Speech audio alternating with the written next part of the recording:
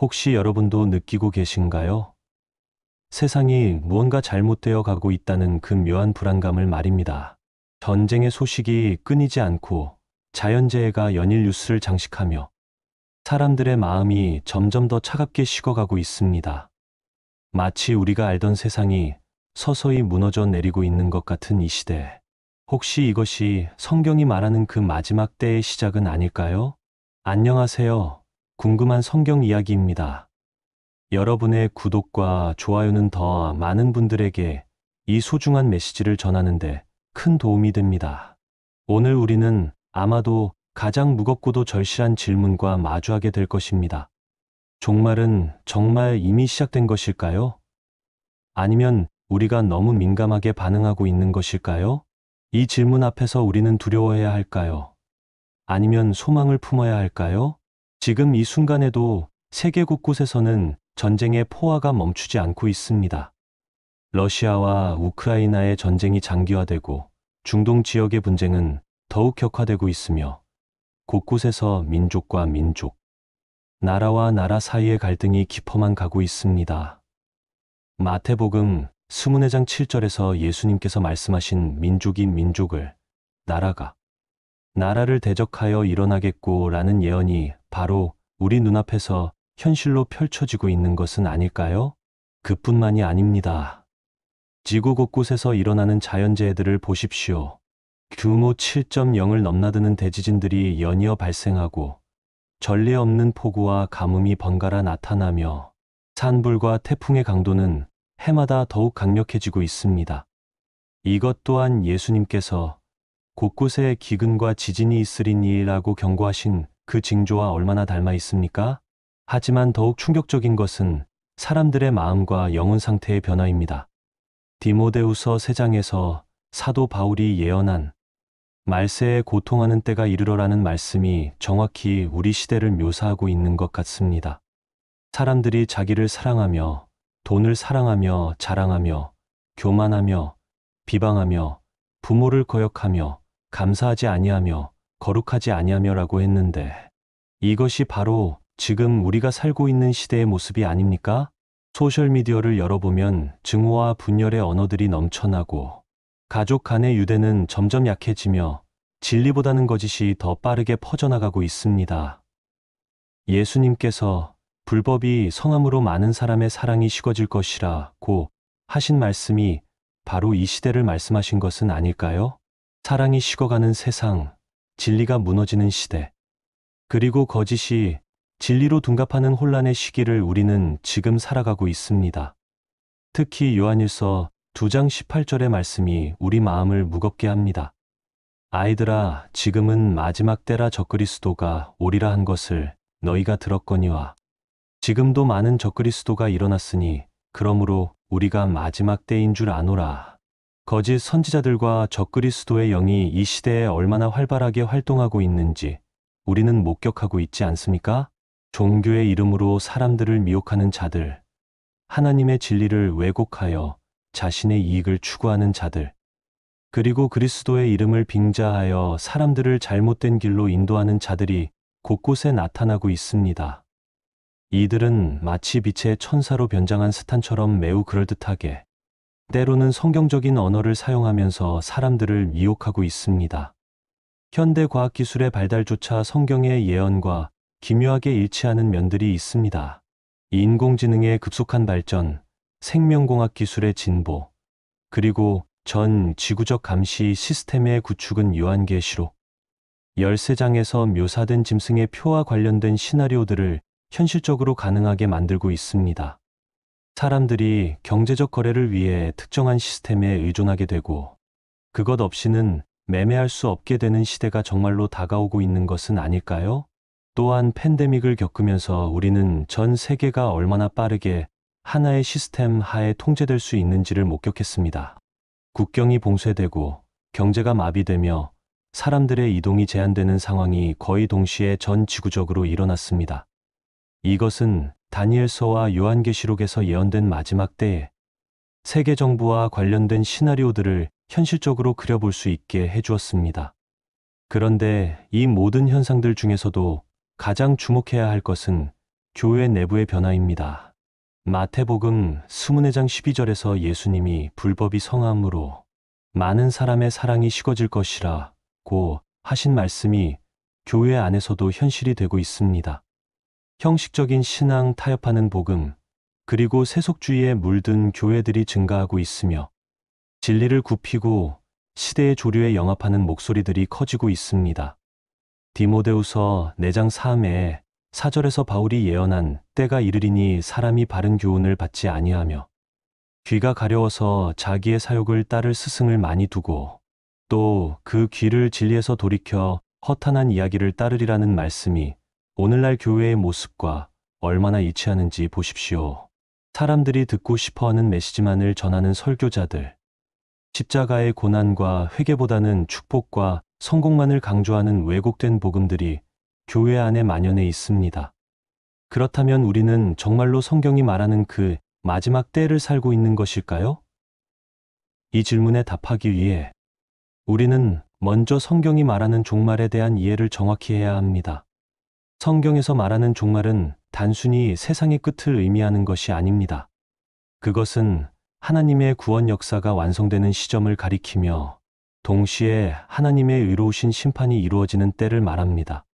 구약시대부터 하나님은 선지자들을 통해 이 땅에 마지막 날이 올 것을 예언하셨습니다. 다니엘서 12장 1절에서는 그때에 내 민족을 호위하는 큰 군주 미가엘이 일어날 것이요 또 환난이 있으리니 이는 개국 이래로 그때까지 없던 환난일 것이며 라고 말씀하셨습니다. 이것은 인류 역사상 전례 없는 큰 환난의 때가 올 것을 예고하는 말씀입니다. 예레미야 30장 7절에서도 슬프다 그날이여 비할 데 없이 크니 이는 야곱의 고난의 때가 되미로다마는 그가 이에서 구원을 얻으리로다라고 하여 마지막 때의 야곱, 즉 이스라엘이 겪을 대환난에 대해 예언하고 있습니다. 하지만 동시에 그 환난을 통해 구원이 이루어질 것이라는 소망의 메시지도 함께 담고 있습니다. 그리고 예수님께서 이 땅에 오셔서 직접 종말에 대해 가르쳐 주셨습니다. 마태복음 24장과 25장, 마가복음 13장, 누가복음 21장에 기록된 예수님의 종말 담론은 우리에게 마지막 때에 일어날 일들에 대한 구체적인 청사진을 제공해 줍니다. 예수님은 제자들이 주의 임하심과 세상 끝에는 무슨 징조가 있사오리이까 라고 질문했을 때 매우 구체적이고 상세하게 답변해 주셨습니다. 예수님께서 말씀하신 종말의 징조들을 자세히 살펴보면 그것들이 얼마나 현재 우리가 겪고 있는 상황과 유사한지 놀라게 됩니다. 첫 번째로 예수님은 많은 사람이 내 이름으로 와서 이르되 나는 그리스도라 하여 많은 사람을 미혹하리라고 경고하셨습니다. 오늘날 얼마나 많은 거짓 그리스도들이 나타나 사람들을 미혹하고 있습니까? 자신을 메시아라고 주장하는 자들, 특별한 계시를 받았다고 하는 자들, 그리고 끝시대에 특별한 사명을 받았다고 하는 자들이 곳곳에서 활동하고 있습니다. 한국에서도 수많은 이단들이 활동하며 사람들을 미혹하고 있습니다. 다양한 이단 종파들이 그럴듯한 성경, 해석과 교리로 포장하여 순진한 성도들을 빠뜨리고 있습니다. 이들은 모두 자신들만이 참된 진리를 알고 있다고 주장하며 기존 교회를 비판하고 자신들의 교주나 교리를 절대화합니다. 두 번째로 예수님은 난리와 난리 소문을 듣겠으나 너희는 삼가 두려워하지 말라고 하셨습니다. 우리는 지금 매일같이 전쟁과 전쟁 소문을 듣고 있지 않습니까? 핵전쟁의 위협, 사이버 전쟁, 경제 전쟁 등 다양한 형태의 전쟁과 갈등이 끊임없이 우리를 위협하고 있습니다. 이런 상황에서 예수님의 말씀, 아직 끝이 아니니라는 우리에게 큰 위로가 됩니다. 하지만 동시에 이것들이 재난의 시작이라고 하신 말씀도 기억해야 합니다. 북한의 핵 위협, 중국과 대만의 긴장 상황, 인도와 파키스탄의 카시미르 분쟁, 그리고 중동의 끝없는 갈등들을 보면 정말로 민족이 민족을, 나라가 나라를 대적하여 일어나는 시대에 우리가 살고 있음을 실감하게 됩니다. 특히 최근 들어서는 이러한 갈등들이 단순히 지역적인 차원을 넘어서 전 세계적인 대립 구도로 확산되고 있어 더욱 우려스럽습니다. 세 번째로 자연재해의 증가입니다. 곳곳에 기근과 지진이 있으리니라는 말씀대로 오늘날 우리는 전례 없는 자연재해들을 목격하고 있습니다. 기후변화로 인한 극한 기상현상들, 대규모 지진과 화산 폭발, 그리고 이로 인한 기근과 질병의 확산은 성경의 예언이 성취되고 있음을 보여주는 분명한 징조들입니다. 최근 몇 년간의 자연재해들만 살펴봐도 그 심각성을 알 수 있습니다. 호주의 대형 산불, 미국의 허리케인들, 유럽의 극한 폭염과 홍수, 그리고 아시아 각국을 강타하는 태풍들의 강도가 해마다 더욱 강력해지고 있습니다. 또한 터키와 시리아를 강타한 대지진, 일본과 인도네시아의 화산, 활동 등을 보면 정말로 곳곳에 지진이 일어나고 있음을 확인할 수 있습니다. 네 번째로 핍박과 배교의 증가입니다. 예수님은 그때의 사람들이 너희를 환난에 넘겨주겠으며 너희를 죽이리니 너희가 내 이름 때문에 모든 민족에게 미움을 받으리라고 하셨습니다. 오늘날 전 세계적으로 기독교인들에 대한 핍박이 증가하고 있으며 신앙의 자유가 점점 더 제한받고 있는 상황을 우리는 목격하고 있습니다. 오픈 두어스에서 발표하는 세계 기독교 박해 지수를 보면 매년 2억 6천만 명 이상의 기독교인들이 고도의 핍박을 받고 있으며 이 숫자는 계속해서 증가하고 있습니다. 북한, 아프가니스탄, 소말리아, 리비아, 파키스탄, 이란 등에서는 기독교 신앙을 가지는 것 자체가 생명을 위험에 빠뜨리는 일이 되고 있습니다. 심지어 전통적으로 기독교 국가로 여겨졌던 서구 사회에서조차 기독교 가치관에 대한 공격이 거세지고 있습니다. 동성애, 낙태, 안락사 등의 이슈들을 둘러싸고 기독교적 가치관을 고수하는 사람들이 사회적 압력과 법적 제재를 받는 일들이 빈번히 발생하고 있습니다. 이것은 이를 위하여 핍박을 받는 새로운 형태의 핍박이라고 볼 수 있습니다. 다섯 번째로 사랑의 냉각입니다. 불법이 성함으로 많은 사람의 사랑이 식어질 것이라는 예수님의 말씀이 바로 우리 시대를 정확히 묘사하고 있습니다. 개인주의의 팽배, 이기주의의 확산, 그리고 타인에 대한 무관심과 냉정함이 우리 사회 전반에 만연해 있습니다. 가족의 해체, 공동체 의식의 약화, 그리고 이웃사랑의 실종은 사랑이 식어가는 시대적 징조입니다. 현대 사회의 가족 해체 현상을 보십시오. 이혼율의 증가, 혼인 기피 현상, 저출산 문제, 그리고 1인 가구의 급증은 모두 사랑의 냉각과 관계의 파괴를 보여주는 현상들입니다. 사람들은 점점 더 자기중심적이 되어가고 타인과의 깊은 관계보다는 피상적이고 일시적인 관계를 선호하게 되었습니다. 또한 사회 전반에 만연한 혐오와 갈등의 문화도 사랑의 냉각을 보여주는 대표적인 현상입니다. 정치적 이념, 세대 간 갈등, 지역 갈등, 계층 갈등 등으로 인해 사회가 분열되고 있으며 서로를 이해하고 포용하려는 마음보다는 비난하고 배척하려는 마음이 더 강해지고 있습니다. 하지만 여기서 우리가 놓치지 말아야 할 중요한 사실이 있습니다. 예수님께서 이러한 징조들을 말씀하신 목적은 우리를 두려움에 빠뜨리기 위함이 아니라 우리로 하여금 깨어있게 하고 준비하게 하기 위함이었습니다. 마태복음 24장 42절에서 그러므로 깨어있으라 어느 날에 너희 주가 임할는지 너희가 알지 못함이니라 고 하신 말씀이 바로 그것입니다. 성경은 종말의 때를 단순히 두려움의 시간으로만 묘사하지 않습니다. 오히려 그것은 하나님의 의로우신 통치가 완성되는 영광스러운 때이며 믿는 자들에게는 구원의 완성이 이루어지는 소망의 시간입니다. 요한계시록 21장 4절의 말씀처럼 하나님이 그들의 눈에서 모든 눈물을 닦아 주시니 다시는 사망이 없고 애통하는 것이나 곡하는 것이나 아픈 것이 다시 있지 아니하리니 처음 것들이 다 지나갔음이러라는 약속이 성취되는 때입니다. 그렇다면 우리는 지금 정확히 어느 시점에 서 있는 것일까요? 이 질문에 대해 성경은 매우 흥미로운 관점을 제시합니다. 신약 시대의 저자들은 이미 예수님의 초림과 함께 마지막 때가 시작되었다고 보았습니다. 히브리서 1장 2절에서는 이 모든 날 마지막에는 아들을 통하여 우리에게 말씀하셨으니라고 하였고, 베드로전서 1장 20절에서는 예수님이 세상 끝때에 나타나셨다고 하였습니다. 이것은 매우 중요한 신학적 개념입니다. 성경적 관점에서 볼 때 우리는 이미 2000년 전부터 마지막 때를 살아가고 있는 것입니다. 예수님의 초림으로 시작된 하나님 나라는 지금도 확장되고 있으며 예수님의 재림으로 완성될 것입니다. 우리는 바로 이 이미와 아직 사이의 긴장 속에서 살아가고 있습니다.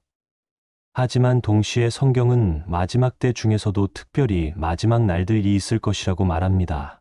디모데후서 3장 1절에 말세에 고통하는 때가 이르러라는 표현이나 베드로후서 3장 3절에 말세에 조롱하는 자들이 와서라는 표현들은 종말의 때 중에서도 특별히 어려운 마지막 기간이 있을 것임을 시사합니다. 그렇다면 지금 우리가 겪고 있는 이 모든 혼란과 어려움들이 바로 그 마지막 날들의 징조일까요? 이 질문에 대해서는 신중하면서도 성경적인 접근이 필요합니다. 우리는 성경이 제시하는 종말의 징조들을 분명히 목격하고 있습니다. 하지만 동시에 이러한 징조들은 교회 역사 전반에 걸쳐 반복적으로 나타났던 현상들이기도 합니다. 역사를 돌아보면 매 시대마다 사람들은 자신들의 시대가 마지막 때라고 생각했습니다. 흑사병이 유럽을 휩쓸 때, 1차와 2차 세계대전이 일어날 때, 냉전 시대 핵전쟁의 위협이 고조될 때마다 사람들은 종말이 임박했다고 생각했습니다. 하지만 세상은 계속되었고 하나님의 구원 역사는 지금도 진행되고 있습니다. 그럼에도 불구하고 우리가 주목해야 할 것은 현재 일어나고 있는 현상들의 규모와 속도, 그리고 동시다발적 성격입니다. 과거에는 지역적이고 제한적이었던 현상들이 이제는 전 지구적 차원에서 동시에 일어나고 있습니다. 정보 기술의 발달로 이내 전 세계가 하나로 연결되면서 한 지역에서 일어나는 일이 즉시 전 세계에 영향을 미치게 되었습니다. 특히 우리 시대의 독특한 특징 중 하나는 이스라엘의 회복입니다. 1948년 이스라엘의 독립과 1967년 예루살렘의 수복은 많은 성경학자들에 의해 중요한 종말론적 사건으로 해석되고 있습니다. 예수님께서 누가복음 21장 24절에서 예루살렘이 이방인의 때가 차기까지 이방인들에게 밟히리라고 하신 말씀과 연관해서 볼 때 예루살렘이 유대인의 손에 돌아온 것은 매우 의미심장한 사건입니다.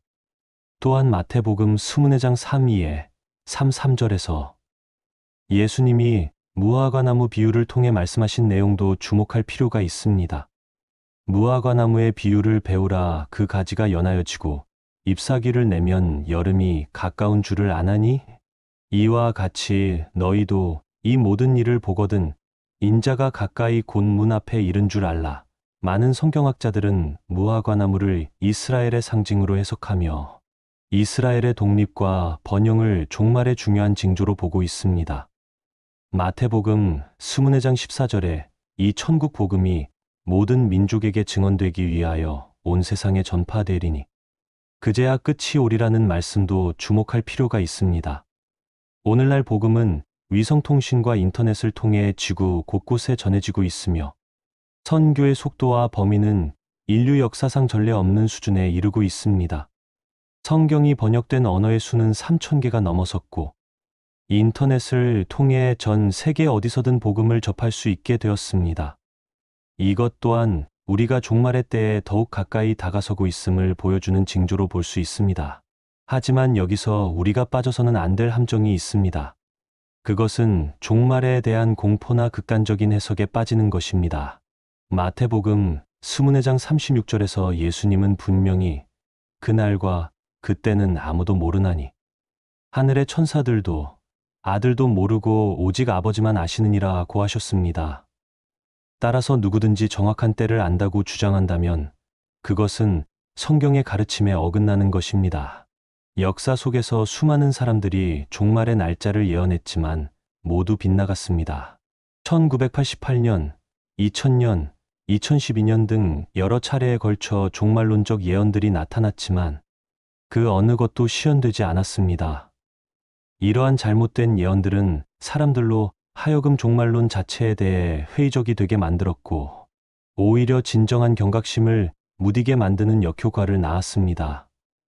오히려 우리에게 필요한 것은 종말에 대한 올바른 이해와 적절한 준비입니다. 종말은 심판의 때이기도 하지만 동시에 구원의 완성이 이루어지는 영광의 때이기도 합니다.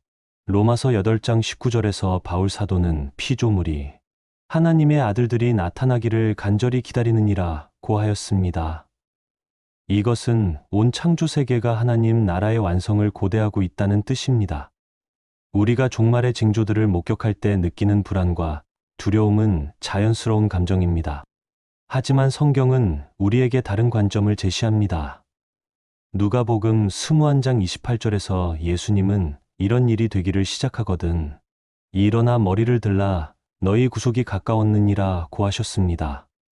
종말의 징조들이 나타날 때 그것은 우리의 구속이 완성되는 때가 가까웠다는 신호입니다. 하지만 이러한 소망이 현실 도피나 무책임한 자세를 의미하지는 않습니다. 오히려 종말에 대한 올바른 이해는 우리로 하여금 더욱 책임감 있고 목적의식 있는 삶을 살게 합니다. 그렇다면 우리는 이 시대를 어떻게 살아가야 할까요? 첫째, 우리는 깨어 있어야 합니다. 마태복음 25장의 10 처녀 비유에서 보듯이 우리는 언제나 준비된 상태로 주님의 오심을 기다려야 합니다. 이것은 단순히 시간을 계산하거나 날짜를 맞추는 것이 아니라 영적으로 깨어있는 상태를 유지하는 것을 의미합니다. 깨어있다는 것은 기도하는 것, 말씀을 묵상하는 것, 그리고 성령의 음성에 민감하게 반응하는 것을 포함합니다. 현대 사회의 바쁜 일상과 각종 미디어의 홍수 속에서 영적 감각을 유지하기란 쉽지 않습니다. 하지만 바로 이런 때일수록 더욱 의도적으로 하나님과의 교제 시간을 확보해야 합니다.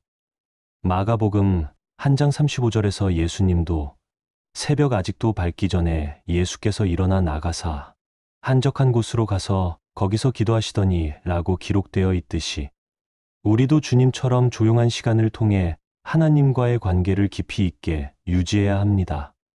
둘째, 우리는 충성된 청지기가 되어야 합니다. 마태복음 24장의 충성된 종 비유에서 보듯이 주인이 올 때까지 맡겨진 일에 충성하는 것이 우리의 사명입니다. 우리 각자에게 주어진 달란트를 활용하여 하나님 나라를 확장하는 일에 최선을 다해야 합니다. 이것은 직업적 소명을 충실히 감당하는 것, 가정에서의 역할을 책임지는 것, 그리고 교회와 지역사회에서 맡겨진 사명을 다하는 것을 포함합니다. 종말이 가까울수록 우리는 더욱 성실하게 일상의 의무들을 감당해야 합니다. 데살로니가후서 3장 10에 1, 2절에서 바울은 누구든지 일하기 싫어하거든 먹지도 말게 하라. 우리가 들은즉 너희 가운데 게으르게 행하여 도무지 일하지 아니하고 일만 만드는 자들이 있다 하니 이런 자들에게 우리가 명하고 주 예수 그리스도 안에서 권하기를 조용히 일하여 자기 양식을 먹으라 하노라고 경고했습니다. 셋째, 우리는 사랑을 실천해야 합니다. 사랑이 식어가는 시대일수록 우리는 더욱 뜨겁게 사랑해야 합니다. 하나님 사랑과 이웃 사랑이라는 가장 큰 계명을 실천하며 어둠이 깊어갈수록 더욱 밝게 빛나는 등불이 되어야 합니다. 요한복음 13장 35절에서 예수님은 너희가 서로 사랑하면 이로써 모든 사람이 너희가 내 제자인 줄 알리라고 하셨습니다. 특히 교회 공동체 안에서의 사랑은 매우 중요합니다. 요한일서 4장 20절에서 누구든지 하나님을 사랑하노라 하고 그 형제를 미워하면 이는 거짓말하는 자니 보는 바 그 형제를 사랑하지 아니하는 자는 보지 못하는 바 하나님을 사랑할 수 없느니라고 했습니다. 교회 안에서 일어나는 갈등과 분쟁을 해결하고 서로를 이해하고 용서하며 섬기는 것이야말로 종말의 때를 준비하는 가장 기본적인 자세입니다. 그런데 이 모든 것을 실천하기 위해서는 먼저 우리 자신이 하나님과의 올바른 관계를 맺고 있어야 합니다. 종말의 심판은 분명히 두려운 현실입니다. 요한계시록에 묘사된 하나님의 진노와 심판의 모습들은 결코 가벼이 여길 수 있는 것들이 아닙니다. 요한계시록 6장 1-5에 1-7절에서는 땅의 임금들과 왕족들과 장군들과 부자들과 강한 자들과 각종 노예와 자유인이 굴과 산, 바위 틈에 숨어 산들과 바위에게 이르되 우리 위에 떨어져 보좌에 앉으신 이의 얼굴에서와 그 어린 양의 진노에서 우리를 가리라. 그들의 진노의 큰 날이 이르렀으니 누가 능히 서리여 하더라 고 묘사되어 있습니다. 하지만 동시에 성경은 예수 그리스도 안에 있는 자들에게는 정죄함이 없다고 분명히 약속하고 있습니다. 로마서 8장 1절에 그러므로 이제 그리스도 예수 안에 있는 자에게는 결코 정죄함이 없나니라는 말씀은 우리에게 확고한 소망을 줍니다. 예수님께서 십자가에서 우리를 대신하여 심판을 받으셨기 때문에 우리는 종말의 심판을 두려워할 필요가 없습니다. 오히려 그것은 우리의 구원이 완성되는 영광의 날이 될 것입니다. 요한복음 5장 24절에서 예수님은 내가 진실로 진실로 너희에게 이르노니 내 말을 듣고 또 나 보내신 이를 믿는 자는 영생을 얻었고 심판에 이르지 아니하나니 사망에서 생명으로 옮겼느니라 고 약속하셨습니다. 이것은 예수님을 믿는 자에게는 이미 영생이 주어졌으며 심판을 통과하여 생명으로 옮겨졌다는 현재적 구원의 확신을 보여줍니다. 하지만 우리 주변에는 아직도 이 복음을 듣지 못한 사람들, 복음을 들었지만 아직 결단하지 못한 사람들이 너무나 많습니다. 베드로후서 3장 9절에서 주의 약속은 어떤 이들이 더디다고 생각하는 것 같이 더딘 것이 아니라 오직 주께서는 너희를 대하여 오래 참으시사 아무도 멸망하지 아니하고 다 회개하기에 이르기를 원하시느니라 고 하신 말씀이 바로 이것을 설명해 줍니다. 하나님께서 아직도 이 세상을 참고 계시는 이유는 더 많은 사람들이 구원에 이르기를 원하시기 때문입니다. 이것이 바로 우리가 이 시대에 해야 할 가장 중요한 일입니다. 복음을 전하는 것입니다. 마태복음 24장 14절에 이 천국 복음이 모든 민족에게 증언되기 위하여 온 세상에 전파되리니 그제야 끝이 오리라는 말씀은 단순한 예언이 아니라 우리에게 주어진 사명입니다. 우리는 종말의 때가 임박할수록 더욱 열정적으로 복음을 전해야 합니다. 그런데 복음을 전한다는 것이 반드시 큰 무대에서 설교하는 것만을 의미하지는 않습니다. 우리 각자가 있는 그 자리에서 우리의 삶을 통해 우리의 말과 행동을 통해 그리스도의 사랑을 나타내는 것이 바로 복음 전도입니다.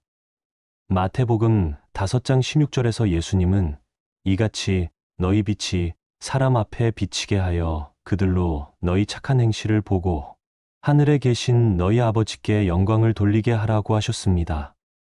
어둠이 깊어갈수록 작은 촛불도 더욱 밝게 빛나듯이 세상이 절망스러울수록 우리 안에 있는 소망은 더욱 선명하게 드러날 것입니다. 하지만 이 모든 것을 감당하기 위해서는 우리에게 영적인 힘이 필요합니다. 에베소서 6장에서 바울 사도가 말한 하나님의 전신갑주를 입는 것이 그 어느 때보다 중요한 시대입니다.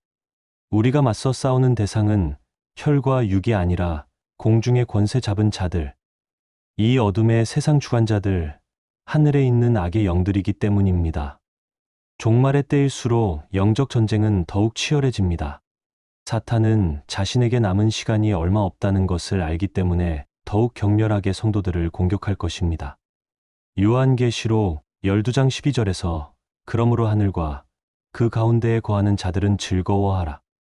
그러나 땅과 바다는 허있을진저 이는 마귀가 자기의 때가 얼마 안 된 줄을 알므로 크게 분내어 너희에게 내려갔음이라 고 한 말씀이 바로 이것을 보여줍니다.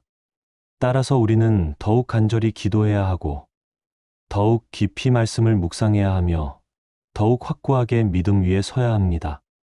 이것은 개인적인 영성만의 문제가 아닙니다. 교회 공동체 전체가 하나 되어 이 마지막 때의 사명을 감당해야 하는 시대적 요청입니다. 사도행전 2장에서 오순절에 성령이 강림하셨을 때 베드로는 요엘서의 예언을 인용하며 하나님이 말씀하시기를 말세에 내가 내 영을 모든 육체에 부어주리니라고 선포했습니다. 이것은 말세에 하나님께서 특별한 방식으로 성령을 부어주실 것이라는 약속입니다. 어둠이 깊어질수록 하나님의 빛도 더욱 강렬하게 나타날 것이며 사탄의 공격이 거셀수록 하나님의 능력도 더욱 크게 나타날 것입니다. 우리는 지금 교회 역사상 가장 위대한 부흥의 전조를 목격하고 있을 수도 있습니다. 아프리카, 아시아, 남미 등에서 일어나고 있는 놀라운 복음의 확산과 교회의 성장은 성령의 강력한 역사를 보여줍니다. 중국의 지하교회, 이슬람 국가들에서의 비밀 신자들, 그리고 전 세계 곳곳에서 일어나고 있는 기적과 치유의 역사들은 하나님께서 마지막 때에 당신의 교회를 통해 놀라운 일들을 행하고 계심을 보여줍니다. 그렇다면 지금 이 시점에서 우리는 어떤 마음으로 살아가야 할까요? 두려움일까요? 아니면 소망일까요? 성경은 분명한 답을 제시합니다. 우리는 두려워하되 하나님을 두려워해야 하며 소망하되 그리스도 안에서 소망해야 합니다. 이것이 바로 성경적 균형입니다. 시편 2편에서 여호와를 경외함으로 섬기고 떨며 즐거워하라고 한 말씀처럼 우리는 하나님의 거룩하심과 공의로우심을 두려워하는 마음으로 겸손하게 나아가되 동시에 그분의 사랑과 은혜로 인해 기뻐하고 즐거워해야 합니다. 종말의 심판은 두려운 현실이지만 그것이 의로우신 하나님의 심판이며 궁극적으로는 모든 악을 제거하고 선을 완성하시는 과정이라는 사실을 기억해야 합니다. 또한 우리는 이 땅의 것들에 대한 애착을 줄이고 하늘의 것들을 더욱 사모해야 합니다. 골로새서 3장 2절에서 위의 것을 생각하고 땅의 것을 생각하지 말라고 하신 말씀이 종말의 때일수록 더욱 절실하게 다가옵니다. 이 세상의 모든 것들은 일시적이고 변하기 쉬운 것들입니다. 하지만 하나님의 나라와 의는 영원하며 변치 않습니다. 하지만 이것이 현실을 도피하거나 세상에 대한 책임을 포기하라는 뜻은 아닙니다. 오히려 우리는 이 땅에서 소금과 빛의 역할을 더욱 충실히 감당해야 합니다.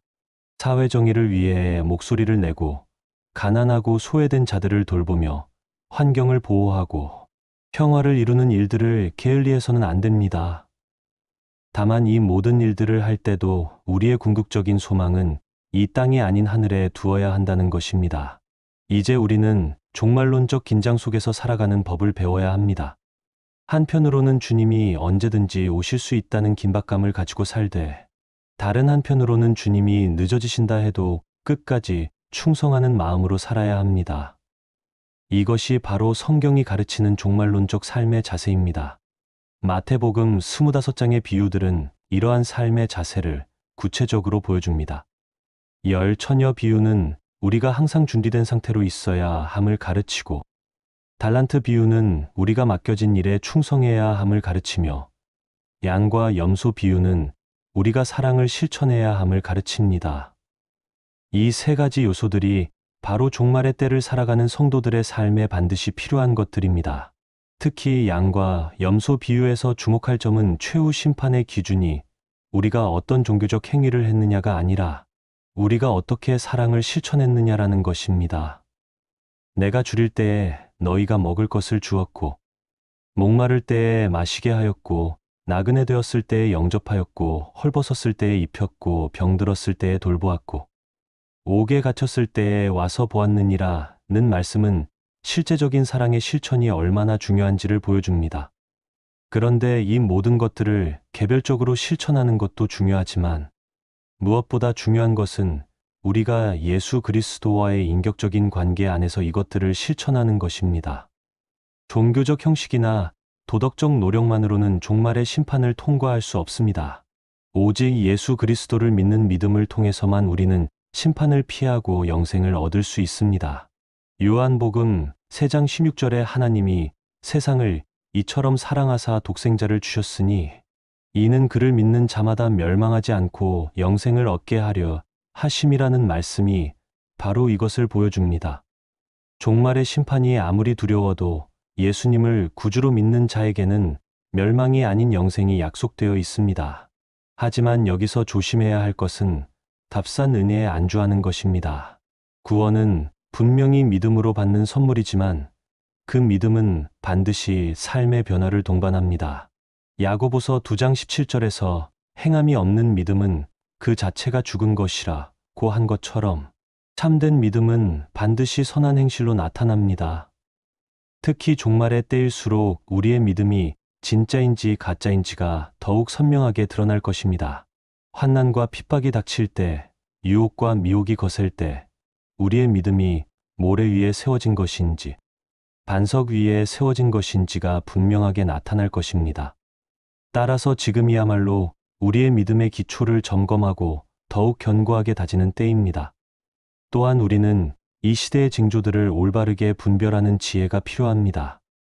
예수님께서 너희가 저녁에 하늘이 붉으면 날이 좋겠다 하고 아침에 하늘이 붉고 흐리면 오늘은 날이 굳겠다 하는도다. 너희가 천기는 분별할 줄 알면서 시대의 표적은 분별할 수 없느냐고 하신 말씀을 기억해야 합니다. 우리는 영적인 분별력을 가지고 이 시대를 바라보아야 합니다. 하지만 동시에 우리는 극단적인 종말론에 빠지지 않도록 주의해야 합니다. 성경적 종말과는 균형 잡힌 관점을 요구합니다. 한편으로는 종말의 임박성을 인식하여 깨어있되, 다른 한편으로는 하나님의 시간표를 인정하고 인내하며 기다리는 것입니다.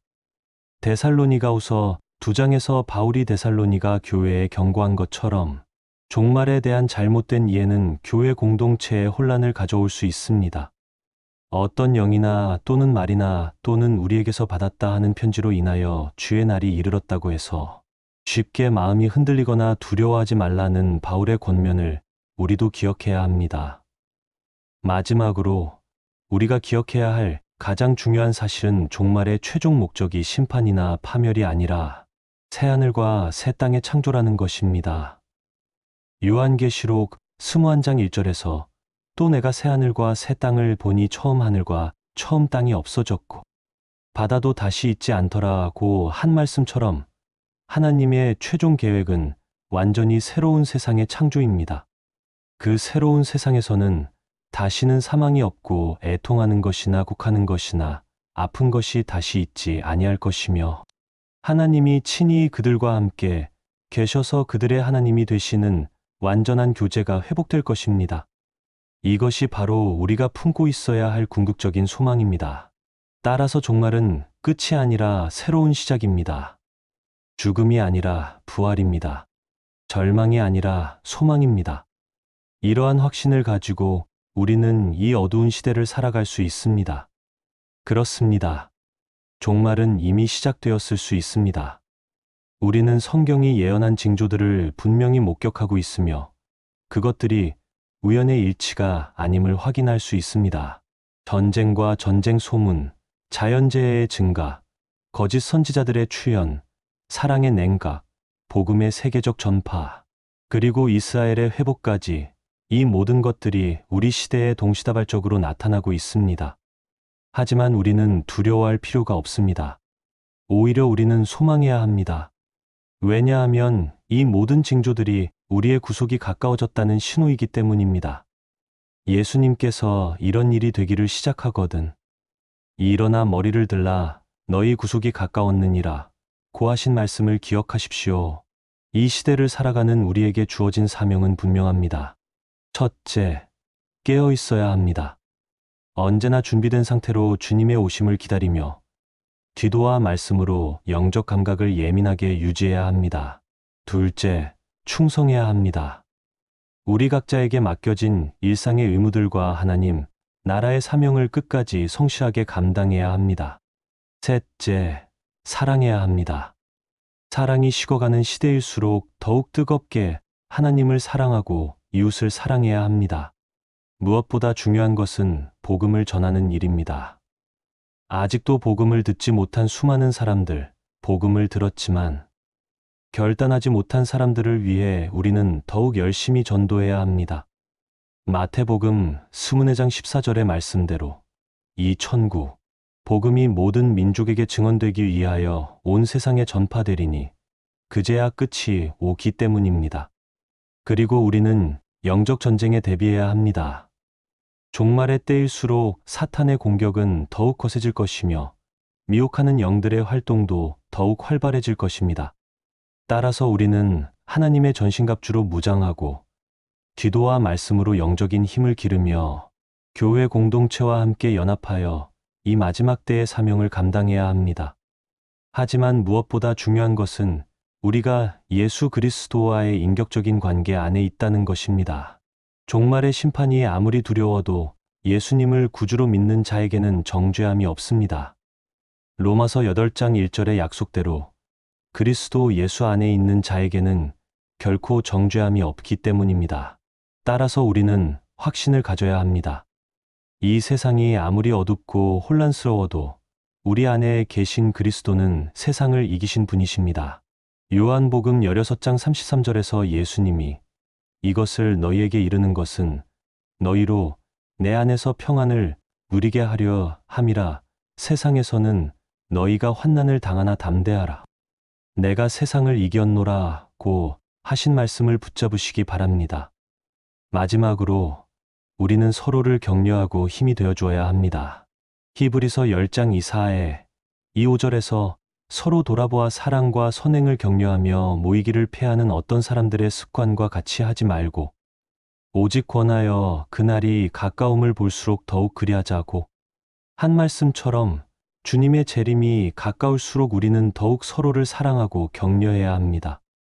종말의 징조들이 우리 주변에서 일어나고 있지만 우리는 두려워하지 않습니다. 오히려 머리를 들고 소망합니다.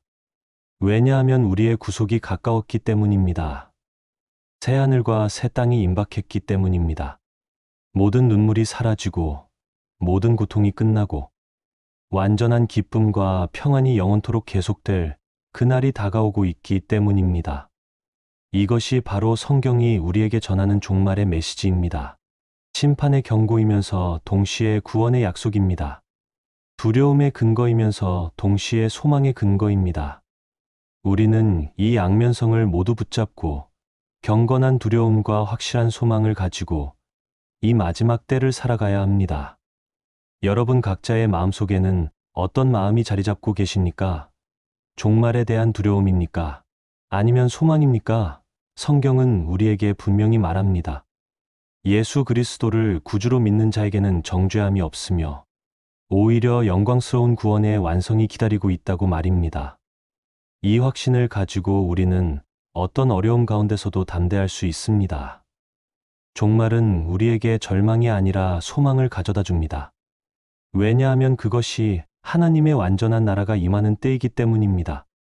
이 소망을 품고 우리는 오늘도 내일도 주님이 오시는 그날까지 신실하게 달려갈 수 있습니다. 댓글로 여러분의 생각과 간증을 나누어 주세요. 함께 기도하며 응답하겠습니다.